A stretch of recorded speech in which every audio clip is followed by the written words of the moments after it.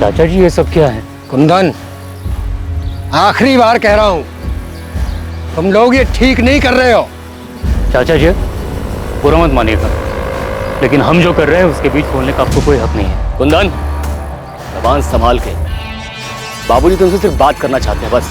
बात करने और धमकी देने में फर्क होता है मोहन। ऐसे गुंडों की तरह रास्ता रोककर बात नहीं होती है। गुंडे दिखाई देते हैं तुमको? हा? देख ले हमारे गुंडे अब। मोहन मोहन मोहन छोड़ो उसे। अरे हम कह रहे हैं छोड़ो। भाग। तुमसे बड़े हैं, हमारा नहीं तो हमारे रिश्तों का लिहाज करो। तुम समझदार हो, जाके समझाओ अपने भाइयों, नहीं तो बेकार में खून बहेगा।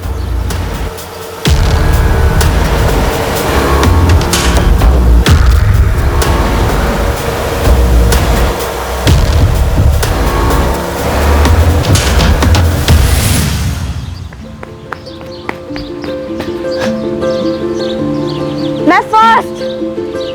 क्या हुआ? अब रेसिंग नहीं लगाती तुम?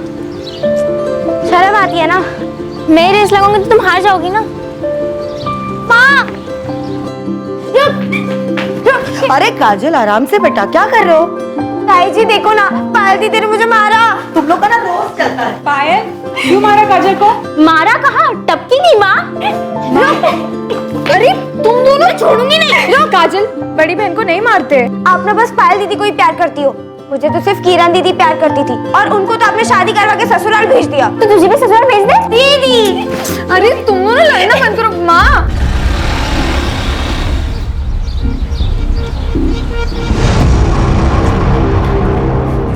माँ, एक अच्छी खबर है। सुनीता, ज्ञान भैया और सुमित कहाँ हैं? भैया, क्या हुआ? भैया सुमित। अरे बात क्या है? भैया सुमित, मुझे चाचा जी और मोहन के इरादे ठीक नहीं लग रहे। बीच रास्ते रोककर धमकी दी है खून बहाने की। हमें यहाँ से जाना होगा।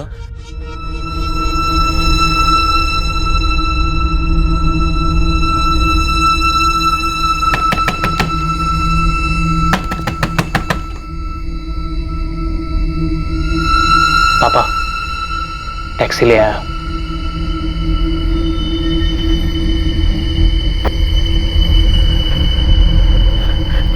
सुनिए ना, सुमन, काजल और पायल को इस तरह अकेले कैसे छोड़ सकते हैं? उन्हें भी ले चलते हैं ना। इतनी रात में लड़कियों को लेकर सफर करना सही नहीं रहेगा।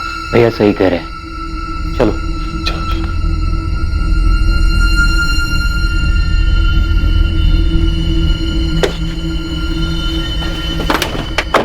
चलो जल्दी चलो, जल्दी बेटा। बेटा अपना ध्यान रखना, और काजल और पायल का भी। किसी भी अनजान आदमी के लिए दरवाजा मत खोलना। हम जल्दी तुम लोगों को भी वहां बुला लेंगे।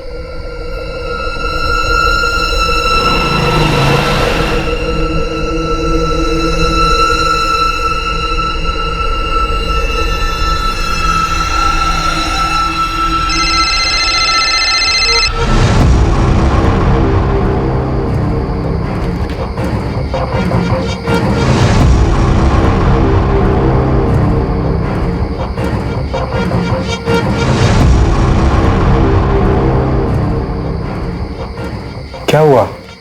कुछ नहीं, घर पे कोई फोन नहीं उठा रहा है। काम में होंगे, ज्यादा परेशान मत हो। चलो खाना लगा दो।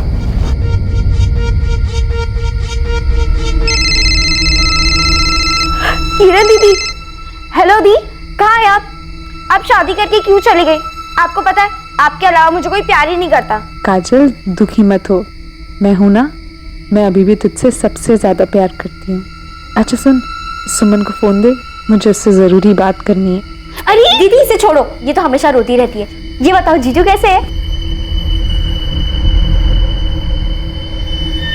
पायल, ये सब बात हम बाद में आराम से करेंगे, ठीक है?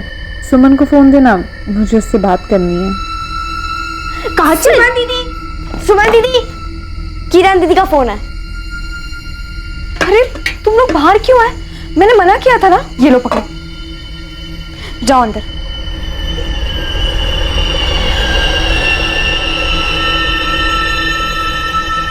हेलो। हाँ दीदी। तू बोल, फोन क्यों नहीं उठा रही थी? कब से फोन कर रही थी मैं? वो दीदी सब निकल रहे थे तो मैंने सोचा आपको आराम से कॉल करती हूँ, पर फिर काम में लग गई। अच्छा सुन, तूने दरवाजा तो ठीक से बंद किया है ना? हाँ दीदी, लेकिन मुझे लोगों का डर लग रहा है। कुंदन चाचा ठीक कह रहे थे, मोहन चाचा और दादाजी का तो कोई ठिकाना नहीं है। मुझे बहुत डर लग रहा है, तुम लोग अकेले हो। आप चिंता मत करो।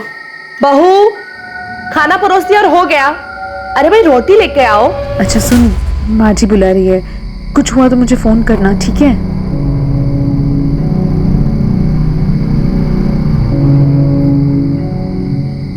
दीदी भूख लगी है। हाय।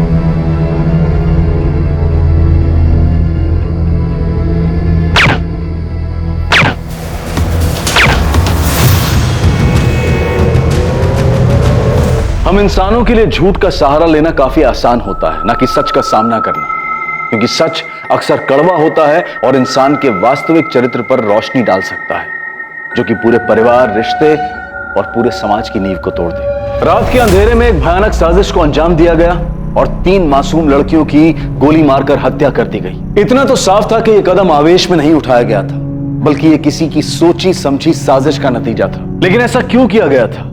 आखिर इस हत्याकांड के पीछे का भयंकर सच क्या था?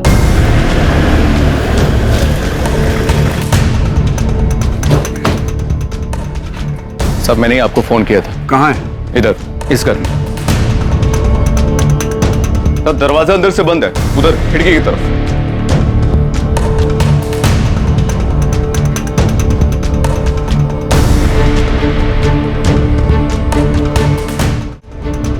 तीनों लड़कियां घर में अकेली थी? घर वाले कहाँ हैं? कहीं शादी में गए, फोन कर दिया, बस आ ही रहे। अग्रवाल, दरवाजा खुलवाओ, ना खुले तो तोड़ दो और तुरंत फॉरेंसिक वालों को भी बुलाओ। आपने लाश कब देखी? साहब हमने नहीं देखी, वो तो हमारे दूध वाली शाम ने कई बार आवाजें दी, लेकिन अंदर से किसी ने जवाब नहीं दिया। तब उसने खिड़की से सब कुछ देखा और शोर मचाना शुरू किया, तब हमें पता चला। घर में कौन कौन रहता है? यहाँ 3 भाई रहते, बड़ा भाई ज्ञान चौहान, उसकी एक बेटी है किरण जिसकी शादी हो चुकी है, दूसरा भाई कुंदन, इसकी पत्नी है सुनीता, एक बेटा है प्रकाश और एक बेटी है सुमन। यांजी का सबसे छोटा भाई सुमित और पत्नी गंगा, जिसकी 2 बेटियां रहती, काजल और पायल। सब इनके साथ बहुत बुरा। इन बच्चों को कोई कैसे मार सकता है? सर,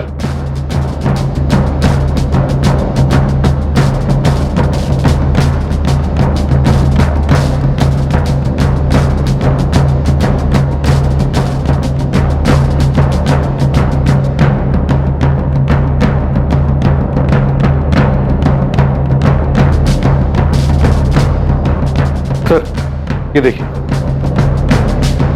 ताजुब है, किसी ने गोली चलने की आवाज तक नहीं सुनी।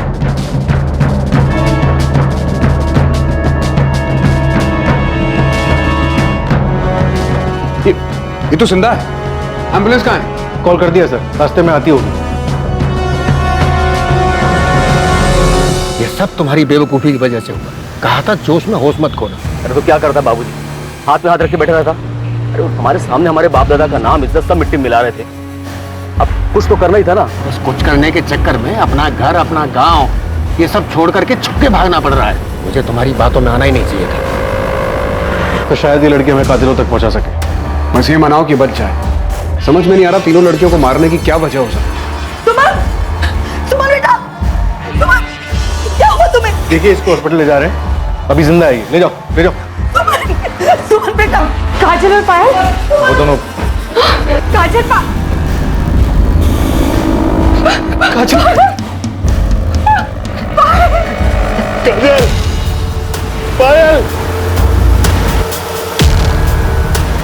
छोड़ूंगा मैं नहीं, उनको काट के रख दूंगा।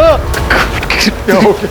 सुमित, सुमित, सुमित, क्या कर रहे हो? छोड़ो भैया, उनके किए की सजा मिलनी चाहिए। छोड़ो मुझे। मेरी बात सुमित, ये किसके बारे में बात कर रहे हैं? वो गजेंद्र सिंह चौहान और उसके बेटे मोहन के बारे में।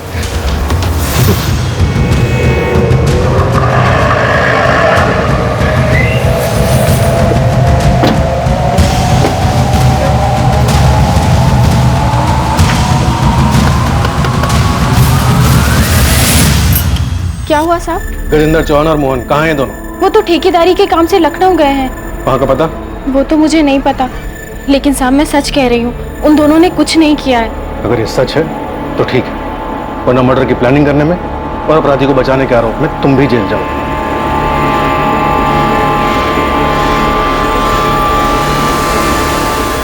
साले हमारी बच्चियों को मार के भाग गए सर। ये गजेंद्र की क्या दुश्मनी है आपसे? गजेंद्र चाचा और पिताजी के बीच में बंटवारा बहुत पहले हो चुका था, लेकिन अब वो हमारी ये जमीन भी लेना चाहते हैं। जब बंटवारा हो चुका था तो वो आपकी जमीन पर हक कैसे जमा रहे? घटिया लोग हैं सर, कहते हैं खानदानी जमीन है, खानदान में ही रहनी चाहिए। हमारे घर में 4 लड़कियां और 1 लड़का है। ज्ञान भैया की बेटी किरण की शादी के समय हमने अपनी जमीन का 1 टुकड़ा बेचा था। गजेंद्र चाचा जी चाहते थे घर की जमीन है तो वो हम उन्हें बेचे, पर वो बहुत कम दाम दे रहे थे, तो हमने वो जमीन किसी और को बेच दी। बस यही से वो लोग दुश्मनी पालकर बैठ गए। साहब, घर की औरतों को भी नहीं छोड़ा उन लोगों ने। मना किया था हमने, जमीन मत बेचो, लेकिन ये लोग सुनने से रहे। चाची हमें पैसों की जरूरत थी। अरे तो हम कौन सा जमीन भीख के मांग रहे थे? पैसे दे रहे थे ना। हाँ तो तुमको आधे दाम में जमीन बेच देते हैं। तुम्हारे बाप के हर काम में बाबूजी ने साथ दिया, उसका क्या? तुम लोग की पढ़ाई के लिए तुम्हारा बाप आया था रोटे गिराते हुए हमारे पास। फालतू की बात मत कर। मैं फालतू की बात कर रहा हूँ? मैं फालतू की बात कर रहा हूँ? चाचा जी रोके ना इन्हें, ये लोग क्या कर रहे हैं? आप लोग जानते हैं आप लोगों की मांग कर रहे थे, इस तरह मारपीट करके क्या मिलेगा? चाचा जी रोके ना इन्हें। चाचा जी मोहन छोड़, मोहन छोड़, मोहन रुको ना।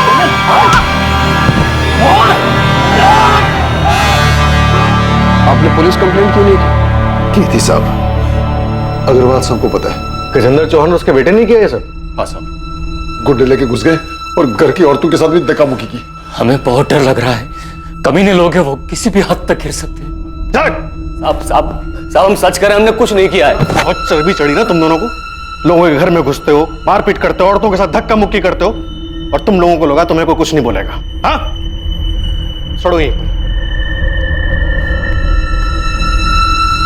ये सब किरण की शादी के तुरंत बाद हुआ था, करीब 1 महीने पहले।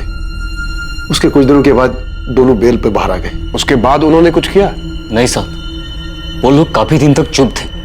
हमें लगा मामला संभल गया है, लेकिन फिर परसों हमने अपनी जमीन का 1 और टुकड़ा बेचा था।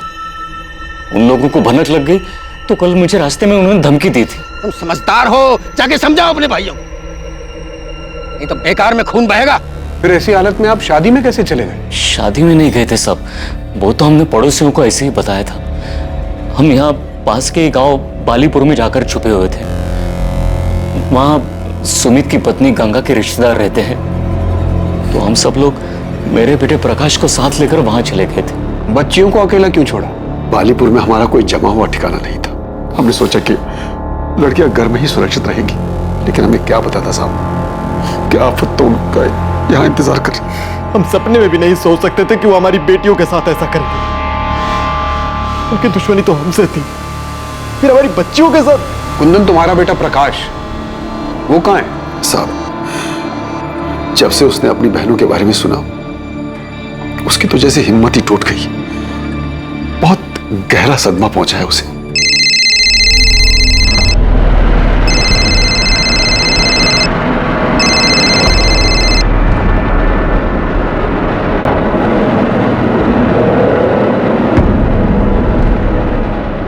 अरे प्रकाश, खाना तो खाकर जा बेटा। अरे नहीं माँ, मैं बाहर खा लूंगा। अरे थोड़ा तो खा।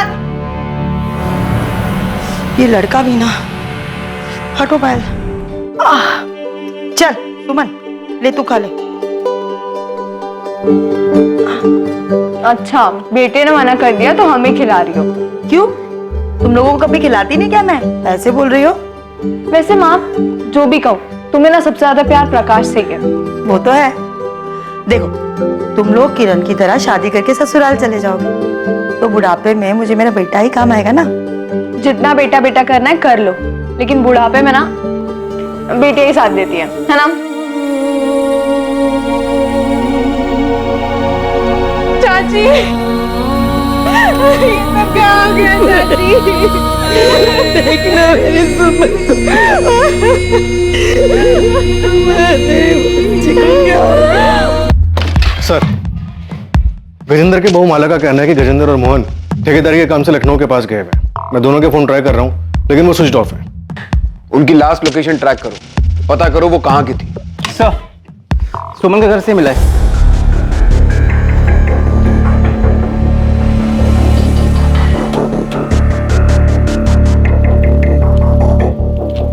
स्टेट सिविल सर्विसेज का लेटर है। सुमन का सिलेक्शन हो गया। इंटरव्यू की डेट भेजिए। बहुत मेहनत की होगी उसने अपनी जिंदगी में आगे बढ़ने के लिए। ये लोग सो रहे थे जब खिड़की से किसी ने गोली मारी, लेकिन इनकी डेड बॉडीज बेड पर ऐसे पड़ी थी मानो गोली लगने के बाद हिली तक नहीं। सर, वैसे इस परिवार के बारे में एक और बात पता चली है। गजेंद्र चौहान और उनके झगड़े के बारे में तो पूरे गांव को पता है साहब। कोई और भी है जिसकी उनके साथ कोई दुश्मनी थी? दुश्मनी का तो पता नहीं साहब, पर एक बात हुई थी। उनकी बड़ी बेटी है ना किरण, उसकी सास उमा और चाचा ससुर केशव, वो दोनों बहुत नाराज थे उन लोगों से। किस बात पर वो तो नहीं पता, पर गांव वालों को मैंने बात करते हुए सुना था। लेकिन सुमन के परिवार वालों ने तो ऐसी किसी अनबन का जिक्र नहीं किया। सर, वो उनकी बेटी किरण के ससुराल वाले, उन्हें लगा होगा अगर पुलिस के सामने ऐसी कोई बात बताएंगे तो किरण के ससुराल वाले बुरा मान सकते और किरण किसी मुसीबत में पड़ सकती। हाँ, लेकिन उनके घर की 3 बेटियां एक ही रात में बेरहमी से मारी गई। ऐसे में उन्हें हमें हर छोटी से छोटी बात, हर शक के बारे में बताना चाहिए था।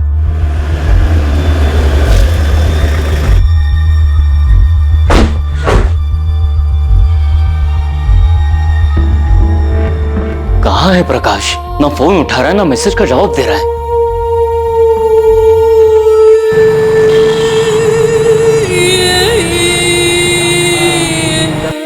आप लोगों ने बताया नहीं कि आपकी बेटी सुमन ने यूपी स्टेट सिविल सर्विस का एग्जाम पास किया? कैसी बातें कर रहे हैं साहब? हमें तो इस बारे में कुछ भी नहीं पता है। कुंदन, सुनीता, किरण, क्या तुम लोगों को कुछ पता है? नहीं भैया, हमें तो कुछ नहीं पता है। आपकी बेटी स्टेट लेवल का एग्जाम पास करती है, उसे इंटरव्यू के लिए लेटर आता है और वो आप लोगों से कुछ नहीं बताती। क्या घर में उसकी पढ़ाई या फिर उसके काम करने को लेकर कोई मनाही थी?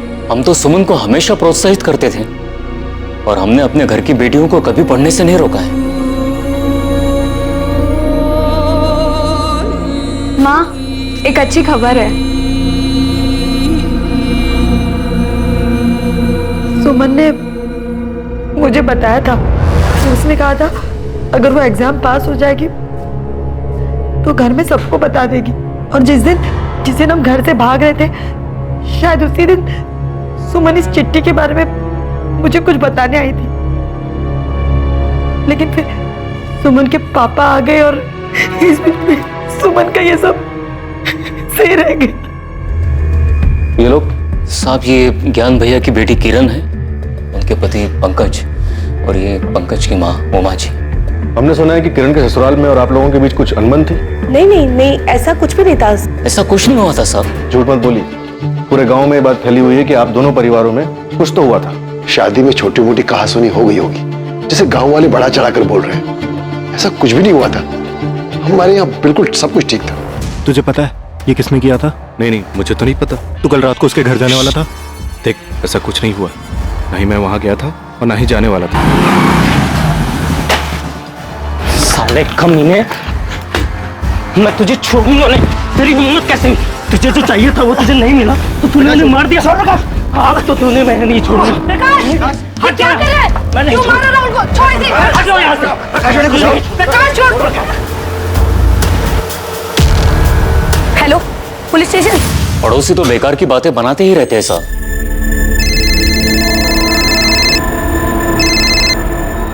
हेलो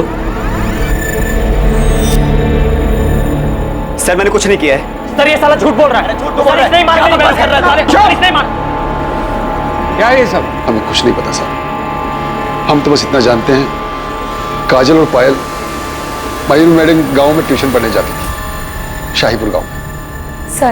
सर, राहुल मेरा बेटा है, लेकिन मुझे नहीं पता कि प्रकाश को क्या हुआ है। सर इसकी कोई गलती नहीं, प्लीज इसे जाने दीजिए। सर ये दोनों माँ बेटे झूठ बोल रहे हैं। ये साला मेरी बहन पायल के पीछे पड़ा हुआ था और जब उसने इसे मना कर दिया तो इसने उसे मार डाला।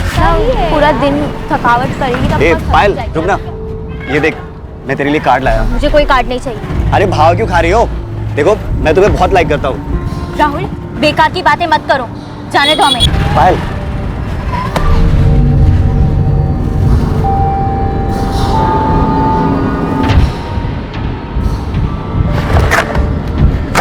प्रकाश, ये पहली और आखिरी बार था, इसलिए तुझे छोड़ रहा हूं। आज के बाद अगर पायल के आसपास भी दिखाई दिया ना, जान से मार दूंगा तुझे। सर ये झूठ बोल रहा है, मैंने कुछ नहीं किया है। साले झूठे, अबे छोड़ दो ना तो। तुम ऐसे नहीं सुधरोगे, लेके जाओ लॉकअप में। अरे जा।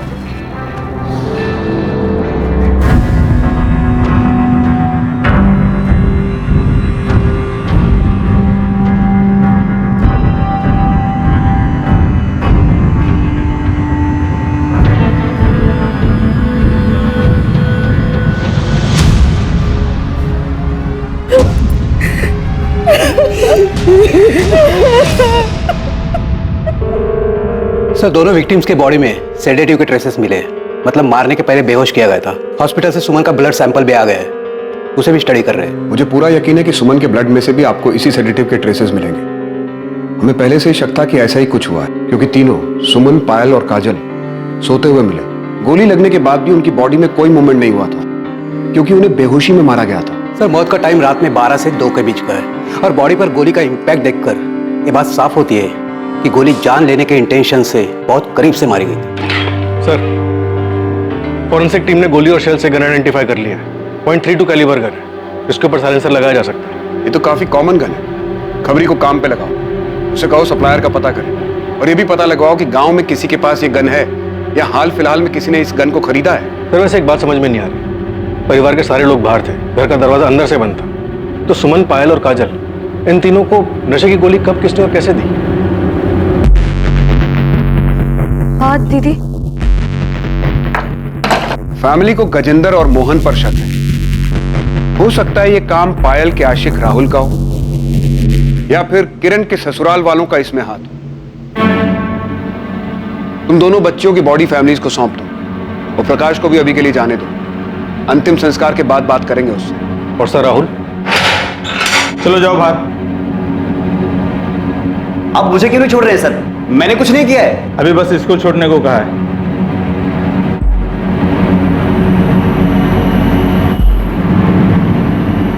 सुमन, कहीं जाने की जरूरत नहीं। क्यों? मैं क्लासेस जा रही हूँ। कहा ना कहीं नहीं जाना। प्रकाश, ये अचानक क्या हो गया तुझे? बस माँ, बहुत पढ़ लिया इन लोगों ने, अब घर की बेटियां घर में ही रहेंगी। क्या बोल रहा है तू? क्या हो गया? बाहर लड़के छेड़ते हैं इन्हें। आप लोग क्या चाहते हैं, हमारी और बेइज्जती हो? बेइज्जती इनकी वजह से नहीं, तेरी वजह से हो रही है। खुद पढ़ाई लिखाई छोड़कर बैठ गया है और जो पढ़ रहे हैं उनके पीछे पड़ा हुआ है। इन्हें कोई कुछ बोलेगा तो मैं देख लूंगा। आपकी बेटियों को छेड़ते हैं बाहर लड़के। प्रकाश, तू अपने काम से काम रख। घर के मामले में बोलने के लिए घर के बड़े जिंदा हैं अभी, समझा तू? सुमन, तुम जाओ पढ़ने, तुम्हें कोई नहीं रोकेगा।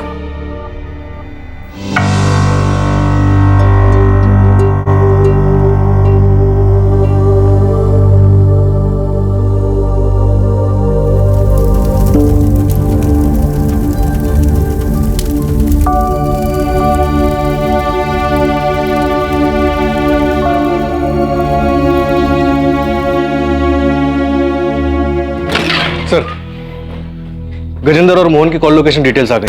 ये दोनों कल सुबह तक यहीं सूलीगंज में थे और सुबह 6 बजे के बाद से इन दोनों का फोन स्विच ऑफ जा रहा है। तो माला झूठ बोल रही है।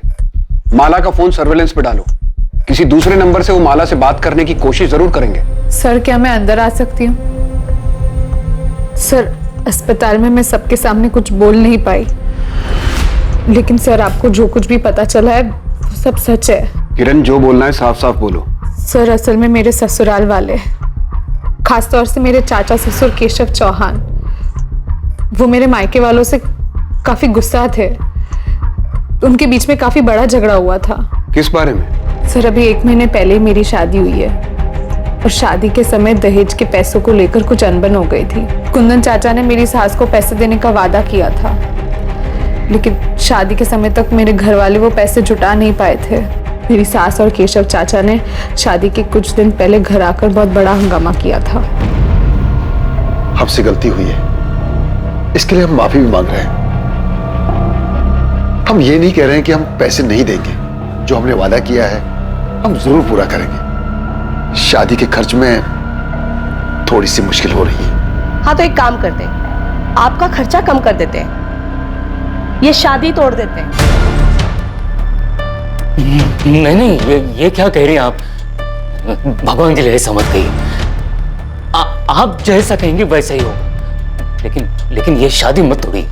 आखिर में मेरे पापा और चाचा ने पुश्तैनी जमीन का हिस्सा बेचकर दहेज के पैसे चुकाए। धीरे धीरे सच सामने आ रहा था, लेकिन अब भी असली अपराधी को पकड़ना मुश्किल साबित हो रहा था। कौन था असली कातिल और क्या था इन हत्याओं के पीछे का सच? मैंने कुंदन को कहा था कि उन्हें मना कर दे। हाँ, मैं वहां गया भी था, लेकिन मुझसे ना नहीं बोला गया। मुझे भी लगा वो लोग जो कह रहे थे वो सही कह रहे थे।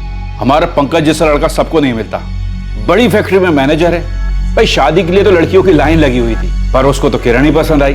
अब किरण की शादी हो जाएगी, एक बोझ कम हो जाएगा, फिर शादी के लिए रह जाएंगी 3 लड़कियां। भाई साहब, आपकी किरण तो मानो बहुत ही भाग्यशाली है, और बेटी की खुशी के लिए 15 लाख कौन सी बड़ी रकम है। मैं जानता था अगर हमने पैसे नहीं दिए तो वो लोग रिश्ता तोड़ देंगे। अरे तोड़ देते तो तोड़ देते, क्या किरण को अच्छा लड़का नहीं मिलता? तुम्हें मेरी बात मान लेनी चाहिए थी। मानना तो मैं भी चाहता था भैया, किरण को अच्छा लड़का मिल भी जाता, लेकिन पंकज जितना अच्छा लड़का तो नहीं मिलता ना भैया। मैं तो चाहता था कि एक बार किरण का घर बस जाए। सोचा था पैसों का इंतजाम कर लूंगा। हमने उनकी बात मानकर शादी में इतना खर्च किया, सोचा कि वो लोग 15 लाख तो दे ही रहे हैं, पर आज देता हूं कल देता हूं करते करते शादी की तारीख आ गई। मैंने सोचा था उधार लेकर शादी निपटा दूंगा और फिर धीरे धीरे उधार चुकता होता रहेगा, लेकिन पैसों का इंतजाम नहीं हो पाया। और सर, तब ज्ञान भैया ने एक फैसला लिया और हमारी खानदानी जमीन का एक टुकड़ा बेचा और दहेज के पैसे चुकाए। उन लोगों का तो दिमाग खराब हो गया साहब। ये सारा किया धरा उनके रिश्तेदार का है। किसने किया ये तो हम पता लगा लेंगे, लेकिन जो दहेज का कीड़ा आप लोगों ने समाज में फैलाया है, अगर ये बात साबित हो गई तो इसके लिए सजा जरूर मिलेगी आप लोगों को।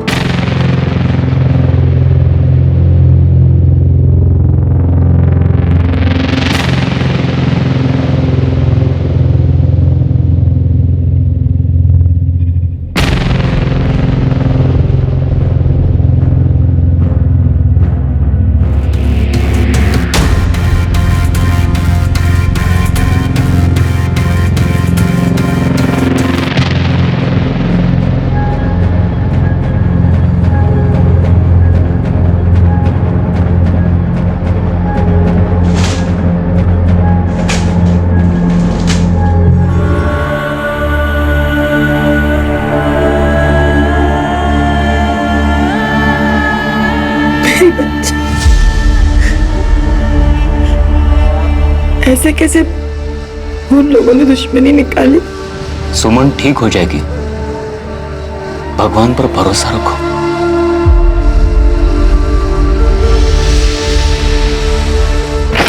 सर, वीरेंद्र और मोहन के फोन अभी भी बंद आ रहे हैं, लेकिन माला के पिछले 72 घंटों के कॉल लॉग्स में 2 अलग अलग लैंडलाइन नंबर से कॉल्स आए, जिसमें एक नंबर पे 7 मिनट और एक नंबर पे 10 मिनट बात भी हुई है। ये माला तो कुछ बोलेगी नहीं और हम उसे अरेस्ट भी नहीं कर सकते। एक काम करो, कांस्टेबल से बोलो कि उस पर नजर रखे और एक गजेंद्र और मोहन के बारे में पता करो कि इनका कोई साथी या रिश्तेदार रहता है क्या कानपुर या उन्नाव में। शायद ये लोग वहां छुपे हो। Okay sir. गन सप्लायर से कोई लीड मिली? पता चला कि गन किसने बेची थी यहाँ सूलीगंज में? अभी तक तो नहीं, लेकिन हम पता कर रहे हैं सर। ये केशव, उमा और पंकज तीनों के कॉल डिटेल्स निकलवाओ, और राहुल के भी, शायद कोई लीड मिल जाए। और राहुल का दोस्त कपिल, उससे कोई बात हुई? उसे बुलाया सर, आता ही होगा। कपिल सच सच बोलो, क्या राहुल का कोई हाथ है इस सब में? राहुल ऐसा नहीं कर सकता सर। राहुल पायल का पीछा करता था ना, और कई बार तुम भी होते थे राहुल के साथ। कहीं खून की प्लानिंग में राहुल के साथ तुम भी तो शामिल नहीं थे? मैंने ऐसा कुछ नहीं किया सर। सर, एक बात सच है कि राहुल पायल को बहुत पसंद करता था और वो उसके पीछे पड़ा हुआ था कि वो उसकी बात मानकर उसकी गर्लफ्रेंड बन जाए। देखो, तुम यहाँ से चले जाओ, किसी ने देख लिया तो मेरा घर से निकलना भी बंद हो जाएगा। मैं चला जाऊंगा, लेकिन तू भी मुझे बोल दे कि तू भी मुझे प्यार करती है। प्लीज जाओ यहाँ से। किसी ने देख लिया तो हंगामा हो जाएगा। पायल, देखो तुम यहाँ से चले जाओ।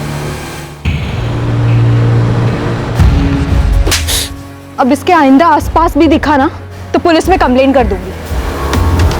चल। राहुल को बहुत गुस्सा आया था और अपनी बेइज्जती का बदला लेने के लिए उसने बहुत ही खतरनाक प्लान बनाया था।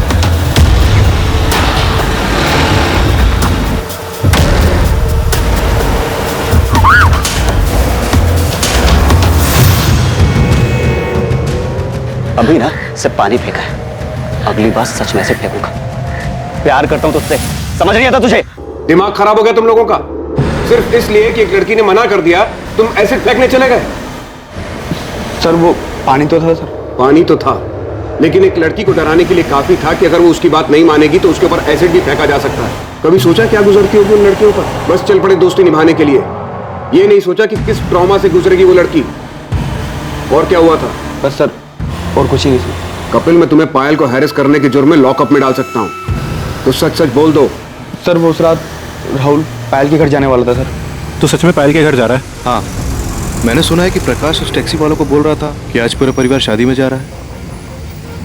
आज सही मौका है। लेकिन उसने तो तुझे ना कहा था। तो जब मुझे वहां देखेगी ना कि उसके 100 बार मना करने के बाद भी मैं उससे मिलने आया, तो वो समझ जाएगी कि मैं उससे सच्चा प्यार करता हूँ। लेकिन उसने फिर से मना किया तो मैं उसे समझा दूंगा कि प्यार जब जुनून बन जाए तो क्या होता है, उसे हाँ करना ही होगा। तो पायल का पीछा करता था, उसके मना करने के बाद भी तो उसके पीछे पड़ा रहा। यहां तक कि प्रकाश और सुमन के डांटने के बाद भी तो अपनी हरकतों से बाज नहीं आया। तूने उसके ऊपर पानी फेंक कर उसे धमकी दी कि अगर उसने हाँ नहीं किया तो तू उसके ऊपर एसिड फेंक देगा। नहीं सर, मैं पसंद करता था उसे, प्यार करता था उससे, और सुमन दी ने जब मुझे मारा तो मुझे बहुत बुरा लगा था, इसीलिए मैंने पायल को धमकी दी थी। जिस दिन पायल का मर्डर हुआ तो उसके घर गया था ना, तो क्या हुआ था वहां? तू वहां पहुंचा, पायल को प्रपोज किया, पायल ने फिर मना किया, तुझे गुस्सा आ गया। इतनी बेइज्जती और इनकार के बाद तूने पहले तीनों बहनों के खाने में नशे की दवा मिलाई और फिर आधी रात को वापस आकर उन्हें मार दिया। ऐसा कुछ नहीं हुआ था, मैं तो वहां गया भी नहीं था। राहुल झूठ मत बोल। सर मैं सच कह रहा हूं, मैंने वहां जाने का सोचा था, लेकिन पापा घर में थे इसलिए मैं घर से बाहर निकल नहीं पाया। सर आप चाहे तो मेरे घर वालों से पूछ सकते हैं। सर मैंने राहुल के पेरेंट्स से बात की, उनका कहना है कि राहुल उस रात घर पे था। माँ बाप हैं, अपने बेटे को बचाने के लिए सच झूठ कुछ भी बोलेंगे।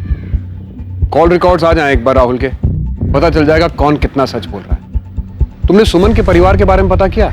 उस रात वो बालीपुर में कहाँ थे? हाँ सर, अपने रिश्तेदार के घर में रुके थे।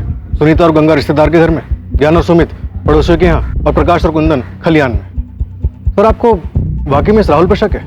अक्सर इस उम्र के लड़के प्यार और ऑब्सेशन के नाम पर सही और गलत में फर्क नहीं कर पाते।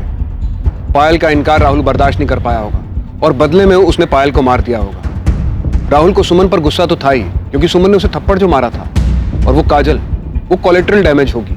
पूरे चांसेस हैं कि राहुल ने किया है, लेकिन अभी श्योरिटी के साथ कुछ नहीं कह सकते। हेलो, ठीक है हम अभी आ रहे हैं। सुमित का फोन है, सुमन को होश आ गया, चलो।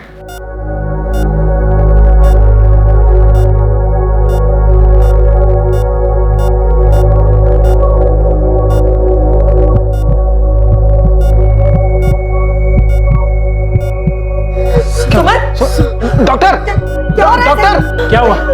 देखिए क्या हुआ डॉक्टर? आप प्लीज सब बाहर जाएं। अभी तक ठीक थी डॉक्टर, क्या हुआ इसे? आप प्लीज सब बाहर जाएं।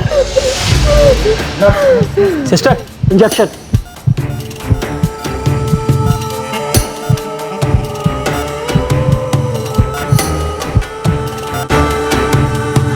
क्या हुआ? तुमने तो फोन किया था कि सुमन को होश आ गया, फिर ये सब? हाँ भैया, होश आ गया था, फिर पता नहीं क्या हुआ, डॉक्टर ने हम लोग को बाहर निकाल दिया। और सर पता नहीं सुमन को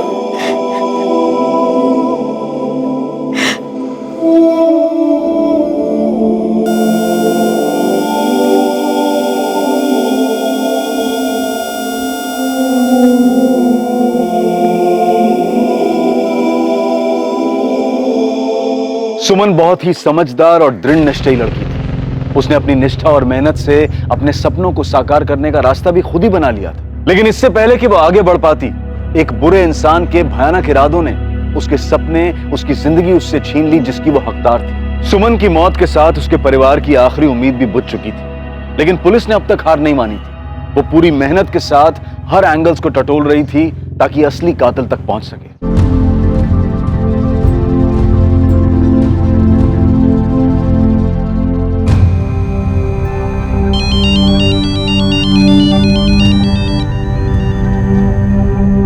हेलो,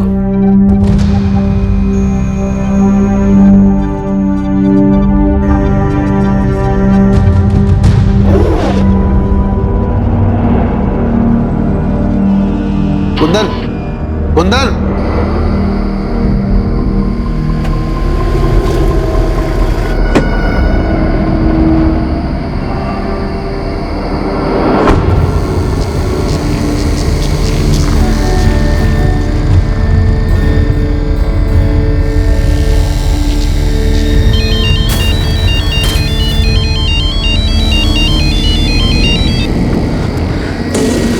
हाँ भैया।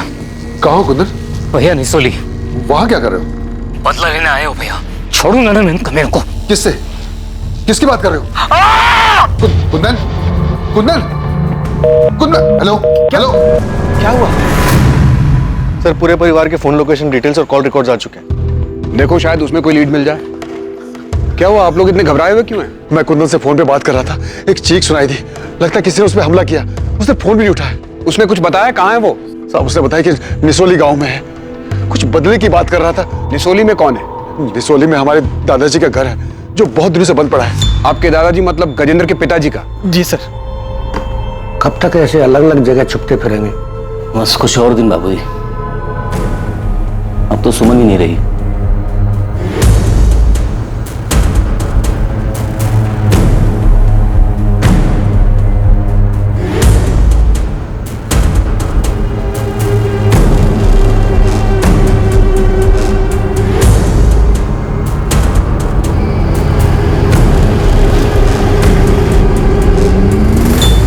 साहब, ये घर है साहब। आओ।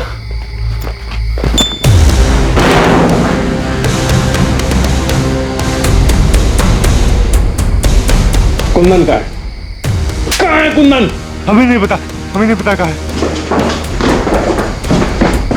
सर!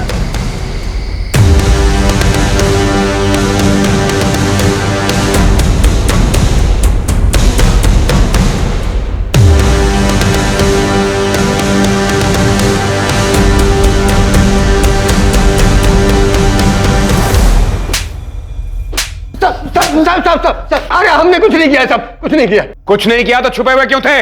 डर गए थे। हमको लगा कि वो सारा इल्जाम वो लोग हम पर डाल देंगे, तो इसलिए साहब हमारा यकीन कीजिए हमने कुछ नहीं किया। अरे हमको तो ये भी नहीं मालूम था कि वो अंदर पड़ा हुआ है। हम तुम लोग किसी भी हद तक जा सकते हो। तुम लोगों ने कुंदन और उसके परिवार को धमकी दी थी ना, उनके परिवार की औरतों के साथ मारपीट की और आखिर में बच्चियों को मार के अपना बदला पूरा किया। जमीन के लिए किया ना ये सब? साहब हम मानते हैं कि हमने धमकी दी थी। सुनीता और गंगा के साथ हाथापाई भी हुई थी, लेकिन हमने कत्ल वाले दिन नहीं, उसे 4 दिन पहले धमकी दी थी। साहब हमने बच्चियों को नहीं मारा है। अगर मारना होता तो हम उस प्रकाश को मारते, बच्चियों को नहीं। अब चाहे तो जांच कर सकते हैं। उस रात हम उस घर के आसपास भी नहीं गए थे साहब। सर आपसे एक बात करें। ये बाप बेटा तो एक ही रट लगाए हुए कि इन्होंने नहीं मारा। मुझे भी लगता है कि दोनों सच बोल रहे हैं। तुम बताओ क्या बात करनी थी? सर ये देखिए,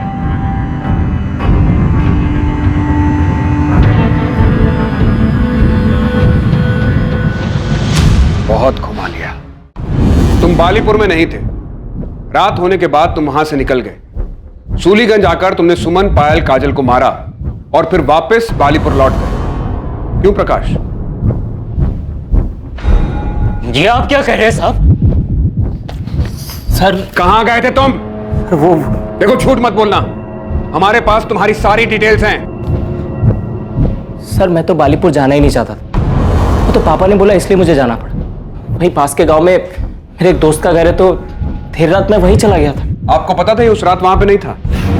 ये तो आपके पास ही सोया था ना? मेरा बेटा ऐसा नहीं कर सकता। तो फिर कौन कर सकता है कुंदन? तुमने गजेंद्र और मोहन का नाम दिया, हमने उन्हें तोड़ा, लेकिन कुछ हाथ नहीं लगा। उसके बाद राहुल का नाम सामने आया, वहां से भी हम खाली हाथ लौटे। उसके बाद तुम्हें एक कॉल आता है ये खबर देने के लिए कि गजेंद्र और मोहन कहां छिपे हैं, और तुम क्या करते हो? ये बात तुम अपने भाई ज्ञान को नहीं बताते। पुलिस के पास नहीं आते, सीधा वहां जाकर अगवा हो जाते। हम जानते तुम्हारे बेटे प्रकाश ने कुछ नहीं किया। वो उस रात सूलीगंज नहीं आया था, वो वहीं बालीपुर के पास के एक गांव में गया था। लेकिन उस रात तुम यहां आए थे। ये रही तुम्हारी फोन की लोकेशन डिटेल्स।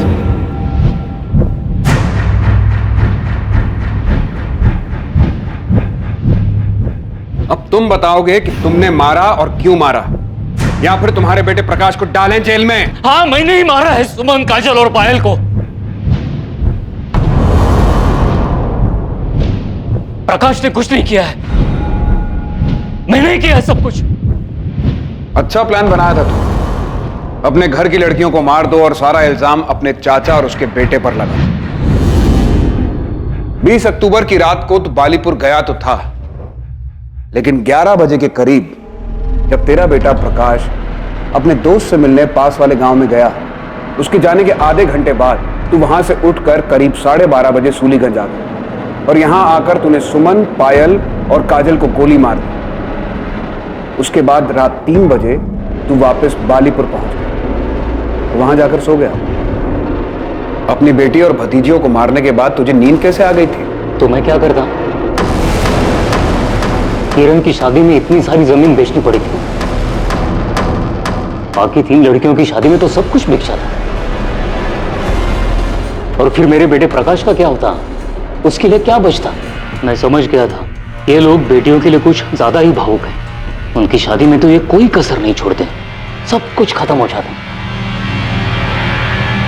इसलिए मैंने तीनों को मार दिया। तो बेटे को जायदाद मिले इसलिए बेटियों को मार दिया? मेरा बेटा ही घर का नाम आगे ले जाने वाला है। एक बाप होने के नाते मैंने ऐसा किया। मैंने ही सबको कहा कि कहीं दूर जाकर छुप जाते हैं, और जाने से पहले मैंने ही सुमन, काजल और पायल के खाने में नशे की दवा मिला दी थी। प्रकाश गया तो मैं भी निकल गया और सूलीगंज आ गया।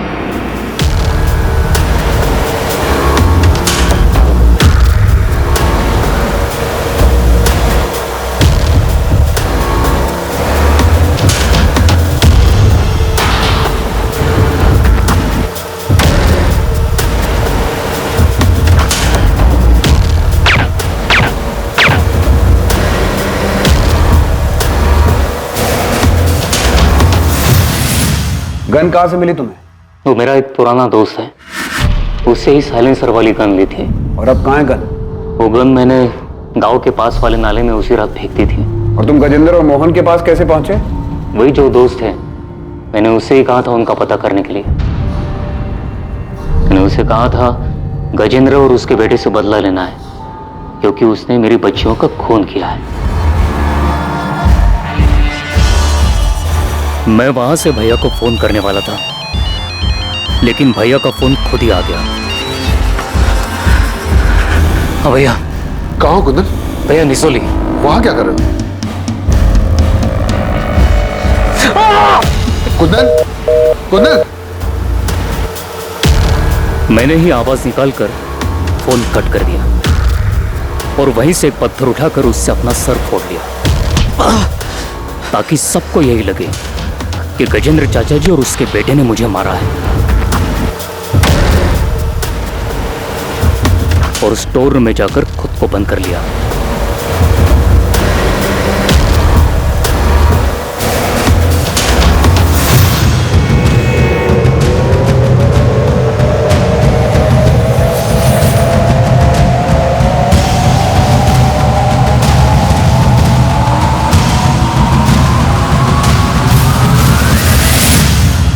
सुमन को इतनी बड़ी जॉब मिली थी, वो सिर्फ तुम्हारा ही नहीं, तुम्हारे पूरे परिवार का नसीब बदलने वाली थी।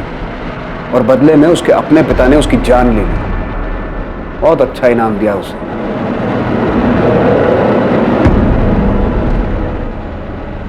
एक पिता ने अपनी ही बेटी की जान ले ली सिर्फ इसलिए क्योंकि वो अपनी जायदाद, उसकी शादी और दहेज पर खर्च नहीं करना चाहता था। उसे सब कुछ अपने बेटे के लिए बचाना था। यह बहुत ही ताज्जुब की बात है, सुनकर विश्वास नहीं होता है, लेकिन दुर्भाग्यवश ये सच है। आज भी देश के कई हिस्सों में लड़के और लड़कियों के बीच में भारी मात्रा में पक्षपात करना बहुत ही साधारण सी बात है, क्योंकि सदियों से ये रूढ़िवादी मानसिकता उनके दिमाग में घर कराई जा चुकी है। दहेज मांगना ना सिर्फ गलत है बल्कि कानूनन जुर्म भी है, लेकिन दहेज देना क्या वो गलत नहीं?